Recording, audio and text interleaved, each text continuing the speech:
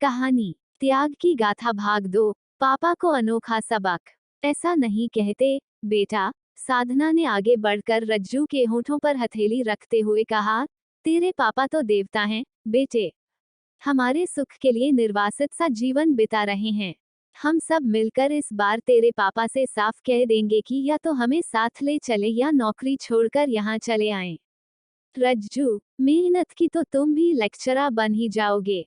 रज्जू ने माँ से पैसे ले आज्ञानुसार पर्स में रख और मुस्कुराता हुआ चल दिया। साधना गृहस्थी के कामों में व्यस्त हो जाना चाहती थी, क्योंकि उसके पास यही तो एक तरकीब थी जिससे श्री कृष्ण शर्मा की मचलती स्मृतियों को समझाया करती थी। उसने सिटकनी लगा दी, रज्जू के पिता की तस्वीर को स्नेहपूर्वक आंचल से साफ किया और नतमस्तक खड़ी हो गई। उसकी आंखें श्रद्धावश स्वत ही मूंदने लगीं। सपने उमड़ने घुमड़ने लगे। उसे अब तक का सब कुछ चलचित्र सा तैरने लगा।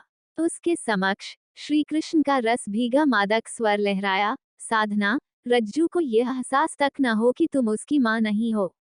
औलाद का सुख और विमाताओं के व्यवहारगत दुख को सुनकर मैं तो दूसरी शादी के लिए कतई तैयार नहीं हूँ। साधना, आज से रज्जू और दोनों बच्चों की तमाम जिम्मेदारियां तुम्हें सौंपकर मैं मुक्त होता हूँ, इसी आशा के साथ तुम कभी भी मेरे विश्वास को आहत न होने दोगी।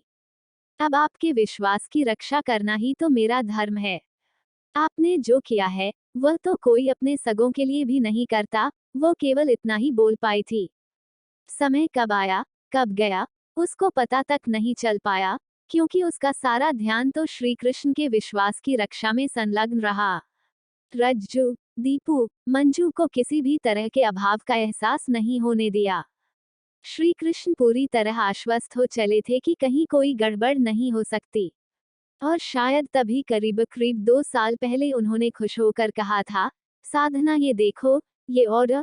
तुम्हें याद होगा, कुछ माह पहले मैंने दिल्ली के एक कॉलेज में प्रोफेसर की जगह के लिए इंटरव्यू दिया था, वह मुझे मिल गया है।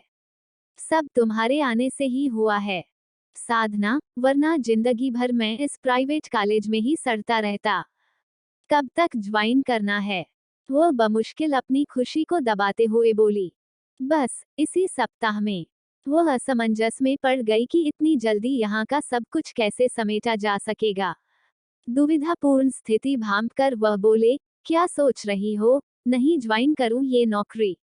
नहीं नहीं, ये बात नहीं है। भला ऐसी नौकरी बार बार मिलती है?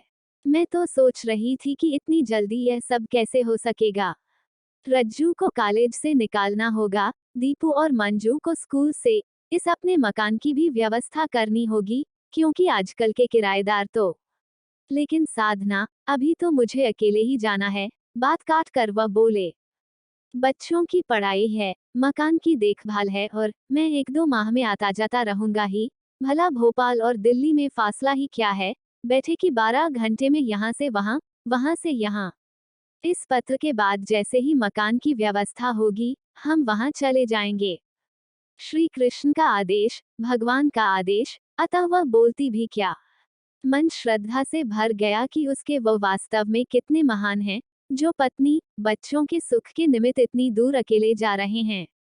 पहली बार 2 माह में आए थे, सबके लिए ढेर सारी चीजें भी लाए थे, लेकिन मकान न मिलने की शिकायत करते हुए बोले थे, सच साधना, तुम्हारे और बच्चों के बिना एक एक दिन वर्षों सा लगता है। बच्चों की इतनी याद आती है कि अक्सर सब कुछ बर्दाश्त करना पड़ता है। सब कुछ धीरे धीरे आने का समय लंबा होता गया और मकान न मिलने का जिक्र भी। अक्सर अड़ोस पड़ोस के लोग और जो नए दोस्त बने थे, वे भी पति के इस त्याग की सराहना करते हुए कहते हैं कि भाई डॉक्टर शर्मा आदमी के रूप में फरिश्ता हैं। फरिश्ता, जो अपने परिवार के लिए समस्त सुखों को इस प्रकार तिलांजलि देकर बाहर पड़े हैं। पति की इस तरह प्रशंसा सुन सुनकर साधना का मन पुलकित हो जाता है, क्योंकि उनकी प्रशंसा में उसको अपनी प्रशंसा का भी तो एहसास होता है। साधना उद्विग्न हो चली। उसके कोमल हृदय से कई शंकाएं आकर टकराने लगीं। गंभीरता से बोली भी, रज्जू, एमएससी में प्रथम श्रेणी मिलने की खबर पापा को, मेरा मतलब अपने पापा को दी। कितनी खुशी होगी यह जानकर कि उनके रज्जू ने यूनिवर्सिटी में टॉप किया है। माफ करना, माँ, पापा को खबर देना तो भूल ही गया मैं। इस बार साधना खींचकर बोली, तुम्हें याद रहता ही क्या है, रज्जू। उस दिन बस रखवाए। माँ, उस दिन तो मैंने पापा को मैसेज तो दे दिया था, नम्रता से बोला रज्जू, लेकिन अपनी सफलता की बात मैं पापा को आपके मुंह से कहलवाना चाहता था यहाँ आने पर, क्योंकि मेरी इस सफलता का सारा श्रेय आपको है, माँ। इस बार साधना उदास होकर बोली, लेकिन तेरे पापा अब शायद ही आए। गर्मी की छुट्टियां तो पापा को किसी विशेष काम की व्यस्तता होगी, माँ, रज्जू ने भाई बहन की तरफ देखकर कहा। आप तो बेकार चिंतित रहती हैं। ऐसी भी क्या व्यस्तता, रज्जू, कि बच्चों को ही भूल जाएं। माँ की रुआंसी आवाज से रज्जू जमीन ताकने लगा। माँ की व्यथा उसकी अपनी व्यथा थी, लेकिन वह कर भी क्या सकता था। रज्जू बेटे, एक काम करें, साधना ने उसकी विचार श्रृंखला को तोड़ते हुए कहा, क्यों ना हम ही दिल्ली हो आएं। अभी तो बच्चों की कुछ छुट्टियां बाकी हैं, लगे हाथ आगरा का ताजमहल भी देखते आएंगे। हो सकता है तुम्हारे पापा वहीं तुम्हारी नौकरी की भी व्यवस्था करवा दें। क्या विचार है। रज्जू को माँ का प्रस्ताव बहुत ही अच्छा लगा। काश ऐसे ही प्रस्ताव माँ यदाकदा रखती, तो शायद आज उसको इस कदर परेशान नहीं होना पड़ता।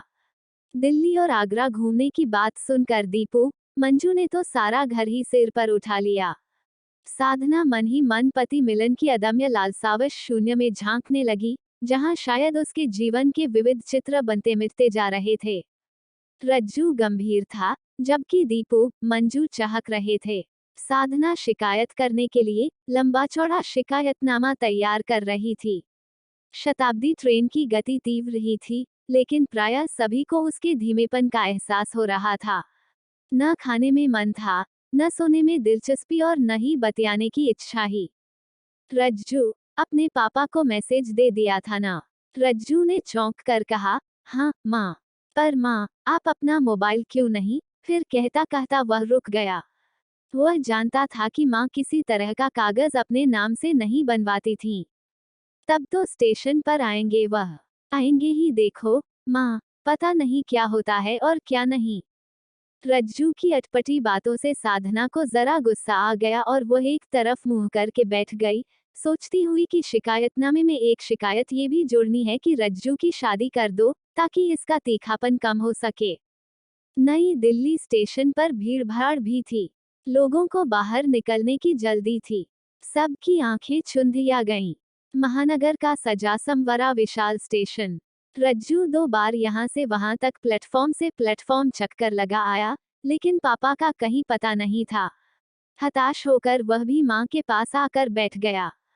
काफी समय बैठे बैठे ही बीत गया, तो साधना बोली, रज्जू, तुमने अपने पापा को मैसेज तो कर दिया था ना, कहीं जल्दी जल्दी में भूल गए हों। इस बार सारी खींच निकालने की गरज से रज्जू बोला, आप बात बात पर अविश्वास करने लगी हैं आजकल, यह क्या अच्छी आदत है। ये देखिए मैसेज फिर।